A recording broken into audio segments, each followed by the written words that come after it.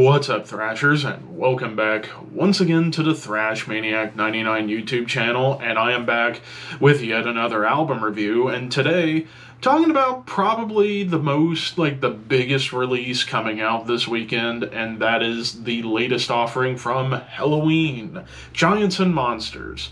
This also came out on August 29th, this time on Reigning Phoenix Music, and this is the band's 17th studio full-length overall. And, well, this is my first time reviewing a Helloween album on the channel. It's taken a long time, but we're finally here.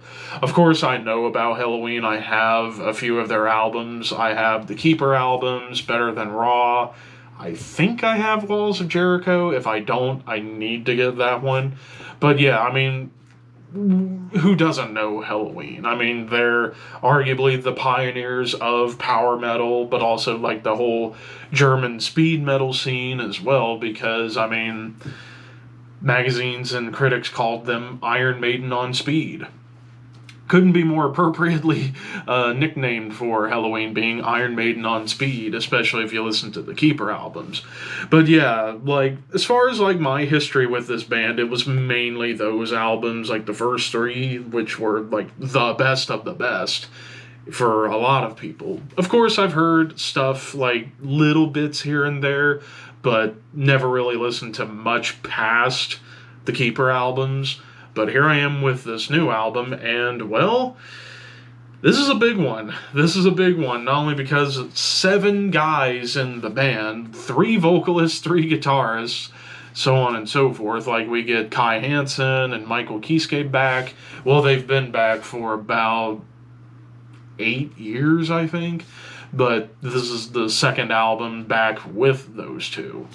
But anyway, so as far as the songs themselves, so we kick things off with Giants on the Run, and it immediately gets into, like, synths and classic heavy metal riffs. Like, there are times when you could almost consider Helloween to still be classic heavy metal / speed metal, but with that more epic quality at times that kind of gives them that power metal label.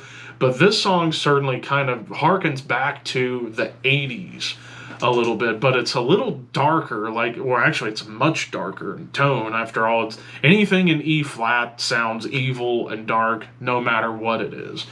But the song itself, it feels very 80s, dark, clean melodies. You get the big, giant speed metal D beats. You even get some, like, groove and, like, dare I say, like, metal chug. Like, classic metal chug, which I thought was pretty cool. Which, chugs come in intermittently on this album. It's mostly about those big, like, alternate picking or machine gun riffs.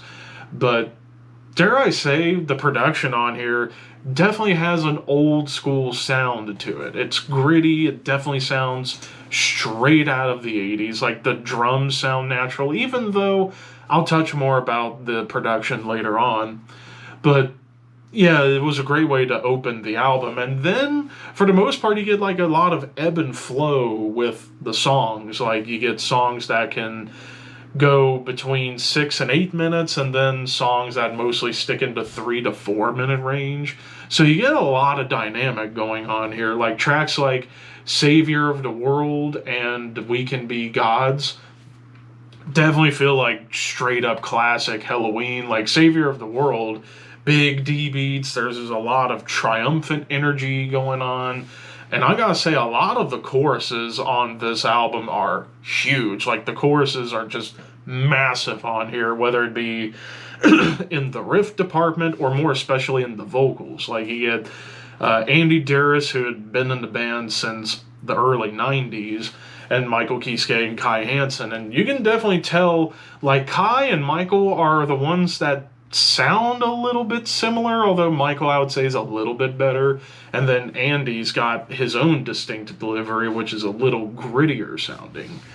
But the song We Can Be Gods feels like the Iron Maiden on speed comment. Like, it's speed metal with the big riffs and the gallops, but it has a lot of Iron Maiden influence going on. And then reverting back to the song prior, A Little Is a Little Too Much. This one has some, like, straight up, like, 80s rock vibes, like, almost like Ozzy, but with even more keyboards than you would associate with Ozzy back then even. But then as we keep going along, tracks like Into the Sun, it's this big like piano and guitar ballad, but it's a pretty song. Like great piano played, the vocals are soothing, and you get a lot of vocal trade-offs between Andy, Kai, and Michael. Strings are very appropriate. It mostly sticks to like a mid-tempo groove in terms of the rhythm. But then we get into the songs where they really go for everything, going for a little bit of experimentation with soundscapes. Tracks like This Is Tokyo definitely has a lot of like Japanese influence, like the electronic sound, the percussion, the folk parts that show up feel very Japanese, but the song itself, there's a lot, and I mean a lot, of Judas Priest on here, rhythm wise, riff wise. It's just big, and that was probably one of my favorite songs on the album. It's so catchy, but it's wonderfully done. But then they somehow top it with the track Universe Gravity for Hearts, first of two songs over the 8-minute mark.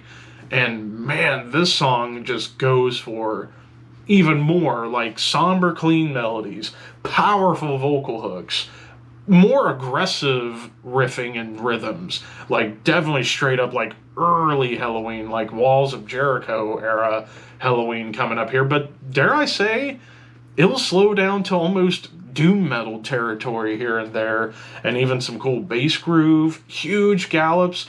And I would be remiss to not talk about the lead work on this album. Lead work between Kai and Michael Vykeith, I forget his last name, but Michael had been in the band from the very start.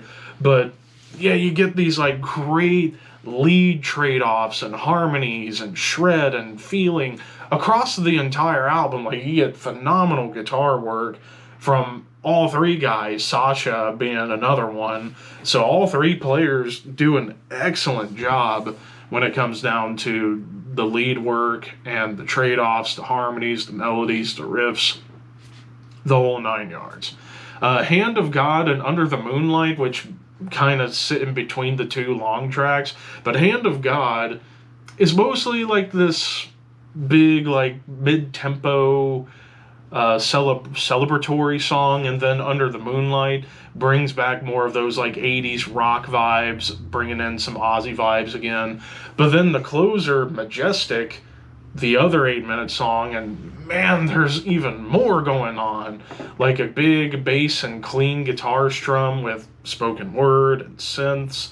Then it gets into a groove with a tasty lead melody, and then the song, it just goes from mid-tempo classic heavy metal to bordering on thrash metal, but it still remains more of that like speed metal vibe with the gallops, the D beats, machine gun riffs galore, and even clean melodies on the bridge that feel Iron Maiden before you get this like amazing build up into D beat stomps and masterful leads. Like this song had, if I had to count, maybe like 5 solos. Might have been too much, but I don't care because these were awesome to listen to. Now, as far as any complaints go, I do think the album is a little bit long in the tooth, but the benefit, it doesn't feel long. Like, this is 50 minutes, but it didn't really feel that long. It felt more like 40 minutes, because a lot of the songs kind of just went by like that. And, of course, there's a lot of great energy behind this. As far as any complaints go, while I do appreciate the production on this album feeling very old school, I will say that the snare could have been a little bit punchier. Sometimes it sounded small in the mix. I wish that the snare could have had a little bit more punch behind it. But other than that issue, there are no complaints otherwise, besides perhaps feeling a little bit long in the tooth, being long in the tooth, but it didn't feel that long.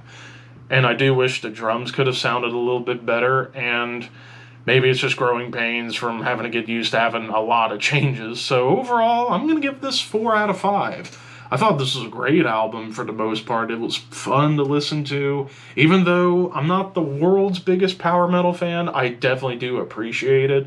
And I will check it out depending on the band in question. And of course, Helloween being the pioneers, of course I was going to listen to it. But if you love Helloween, definitely check this out if you're not familiar with them. If you like Iron Maiden, Judas Priest, multitude of classic metal, check it out. But of course, those are just my opinions. What did you guys think? Let me know in the comments section below, and don't forget to like, comment, share, subscribe, all that fun stuff. But until next time, thank you for watching, keep your horns high, and your dreams wet.